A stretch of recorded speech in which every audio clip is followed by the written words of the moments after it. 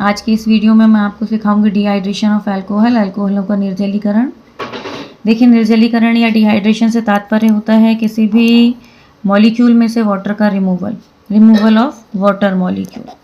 अब कोई भी मॉलिक्यूल अपने में से वाटर को ऐसे ही बाहर नहीं होने देता, उसके लिए हमें कुछ निर्जलीकारक अर्थात डिहाइड्रेंट चाहिए होते हैं।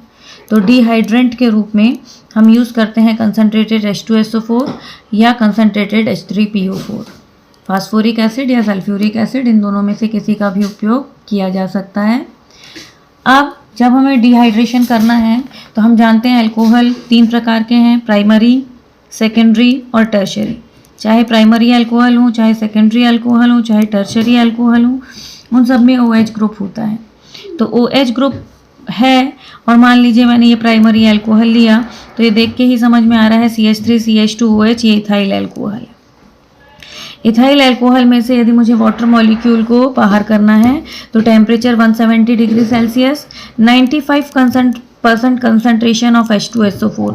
यहाँ जो H2SO4 है उसका कंसनट्रेशन कितना होगा, 95%, और इसमें से H2O रिमूव होगा और ये बदल जाएगा CH2 डबल बॉन्ड CH2 में। और इस तरह हमें क्या मिल जाएंगे, डबल बॉन्ड वाले कंपाउंड्स मिल जाएंगे जिन्हें कहते हैं एल्कीन, और यह है एथीन। तो हमें एथीन मिल जाएगा यदि हमने इथाइल अल्कोहल का किया है। ये कैसा अल्कोहल था, प्राइमरी अल्कोहल। अब देखते हैं सेकेंडरी अल्कोहल में क्या होता है। तो सेकेंडरी अल्कोहल में यदि मैं ले लूँ CH3 CHOH CH3 RR CHOH, तो देखिए इसमें इसका H निकलेगा या इसका H निकलेगा इस OH के साथ, और यदि इसका H निकला तो यहाँ पर डबल बॉन्ड आएगा दोनों के बीच, और यदि इसका H निकला तो यहाँ पर डबल बॉन्ड आएगा। तो इन दोनों में से किसी भी H को हम रिमूव कर सकते हैं।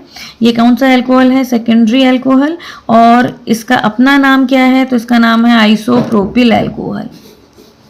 तो आइसोप्रोपिल अल्कोहल जब हम लेते हैं तो हमें टेम्परेचर रखना है 100 डिग्री सेल्सियस, और जो H2SO4 का कंसंट्रेशन है वो 60% H2SO4 भी होगा तो चलेगा। मतलब प्राइमरी अल्कोहल की अपेक्षा सेकेंडरी अल्कोहल इजीली डिहाइड्रेट होते हैं, इजीली निर्जलीकृत होते हैं। तो यदि हमने यहाँ वाला निकाला है तो इन दोनों कार्बन के बीच क्या आ जाएगा, डबल बॉन्ड, और ये हो जाएगा CH डबल बॉन्ड CH2। इसे कहेंगे प्रोपीन, प्लस H2O निकल गया।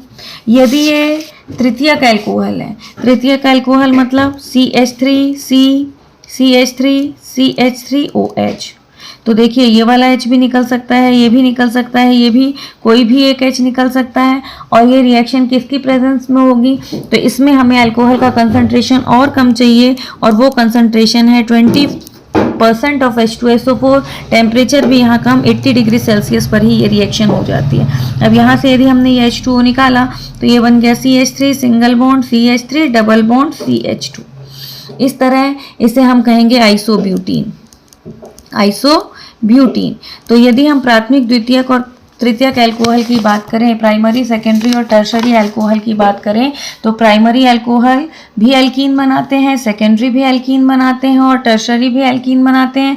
डिफरेंस क्या है कि प्राइमरी अल्कोहल को टेम्परेचर और कंसंट्रेशन दोनों ज़्यादा चाहिए होता है, सेकेंडरी को प्राइमरी की अपेक्षा कम और टर्शरी बहुत ही कम। मतलब इसमें यदि हम उनकी रिएक्टिविटी की सीरीज देखें कि उनकी रिएक्टिविटी का ऑर्डर क्या है, तो 3 डिग्री अल्कोहल जो तृतीयक अल्कोहल है, टर्शरी अल्कोहल है, वो इजीली, सबसे इजीली डिहाइड्रेट होते हैं, सेकेंडरी उससे कम और प्राइमरी सबसे कम, है ना। तो इनका ऑर्डर क्या है, तो इनका ऑर्डर है डिहाइड्रेशन का कि 3 डिग्री में सबसे ज़्यादा निर्जलीकरण जल्दी से होता है, 2 डिग्री उससे कम और 1 डिग्री उससे कम। तो इनका ऑर्डर है रिएक्शन का। अब इसकी मैकेनिज्म देख लें, तो इसकी मैकेनिज्म क्या होती है, तो इसकी मैकेनिज्म के लिए सबसे पहले आपको कुछ स्टेप्स याद करने हैं। तो मैकेनिज्म हमें देखनी है डिहाइड्रेशन की।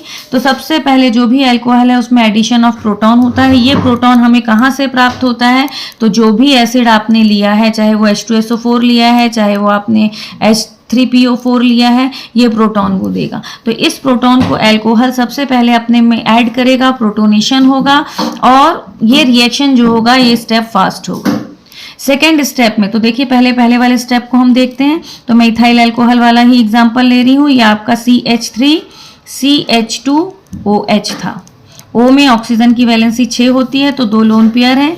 इसके पास क्या आया, प्रोटॉन आया, प्रोटोनेशन होना है, ये प्लस है, लोन पेयर दिख रहे हैं, ये इसको एक्सेप्ट करेगा, यहाँ जाकर जुड़ेगा, इस तरह ये CH3 तो वैसा ही रहेगा, ये CH2 हो जाएगा, ये ऑक्सीजन हाइड्रोजन यहाँ आकर जुड़ा है तो ये ऑक्सीजन कैसा हो जाएगा, पॉजिटिव, इसको ऑक्सोनियम आयन कहते हैं। तो ये पॉजिटिव होने के पश्चात अब देखिए सेकेंड स्टेप होगा रिमूवल ऑफ वाटर। क्यों होगा, क्योंकि ऑक्सीजन इलेक्ट्रोनेगेटिव है और वो कैसा हो चुका है, पॉजिटिव, तो ये स्टेबल नहीं होगा, ये इस शेयरिंग के लोन जो पेयर है, शेयर्ड पेयर है साझे का, दोनों के बीच के जो इलेक्ट्रॉन है इसको लेकर अपनी पॉजिटिविटी को खत्म करेगा और H2O बनाकर निकल जाएगा। और ये जो स्टेप होता है रिएक्शन का, ये रिएक्शन का कैसा स्टेप है, स्लो स्टेप है, और जो भी स्लो स्टेप होते हैं उनसे ही हम अभिक्रिया की दर रेट डिटरमाइनिंग स्टेप होते हैं वो। तो ये स्लो स्टेप होगा और स्लो स्टेप में क्या बाहर निकलेगा, H2O। अब जब इस कार्बन से इलेक्ट्रॉन गए हैं तो ये कैसा हो जाएगा, पॉजिटिव, और हमें मिल जाएगा CH3 CH2 और इस पर कार्बोकैटायन।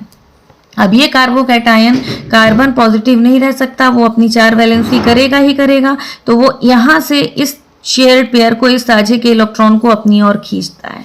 फिर यहाँ पर आपकी रिएक्शन कैसी होगी, तो ये फिर आपका जो स्टेप है ये फास्ट होगा, H+ यहाँ से इसको इलेक्ट्रॉन देकर जाएगा तो ये किसके रूप में निकल जाएगा, रिमूवल ऑफ H+। देखिए तीसरे में फिर रिमूवल ऑफ प्रोटॉन होना है जिससे फॉर्मेशन ऑफ एल्कीन। ये लोन पेयर को, ये जो साझे का पेयर है ये कौन अट्रैक्ट कर लेगा, कार्बन, और कार्बन बदल जाएगा CH2 में, उसका ये जो सिंगल बॉन्ड था ये किस में बदल चुका होगा, डबल में, और ये प्रोटॉन H+ के रूप में बाहर निकल जाएगा। तो इस तरह ये रिएक्शन 3 स्टेप में होती है। पहले में अल्कोहल लेते हैं, ऑक्सीजन लोन पेयर प्रोटॉन को एक्सेप्ट करके प्रोटोनेशन होता है, प्रोटोनेशन वाला जो स्टेप है ये फास्ट होता है। दूसरे में क्योंकि ऑक्सीजन पॉजिटिव हो चुका है तो रिमूवल ऑफ वाटर होता है जिससे कार्बोकैटायन का फॉर्मेशन होता है। कार्बोकैटायन स्टेबल नहीं है ये, और स्टेबल ना होने के कारण ये अपने को स्टेबल करना चाहता है और कार्बन इस हाइड्रोजन के बॉन्ड पेयर को अपनी ओर खींचता है और सिंगल को किस में बदलता है, डबल में, जिससे डीप्रोटोनेशन, रिमूवल ऑफ प्रोटॉन होता है और एल्कीन का फॉर्मेशन हो जाता है। इस तरह आपको ये एल्कीन मिल जाते हैं। तो कार्बोकैटायन में देखें तो प्राइमरी, सेकेंडरी, टर्शरी में टर्शरी कार्बोकैटायन सबसे स्टेबल है, इसलिए जो डिहाइड्रेशन का ऑर्डर है उसमें टर्शरी अल्कोहल सबसे अधिक, सेकेंडरी उससे कम, और प्राथमिक जो है वो विभिन्न अल्कोहलों के निर्जलीकरण का ऑर्डर ये है। स्टूडेंट्स, यदि वीडियो पसंद आई हो तो लाइक और शेयर ज़रूर कीजिए और मेरे चैनल को सब्सक्राइब कीजिए।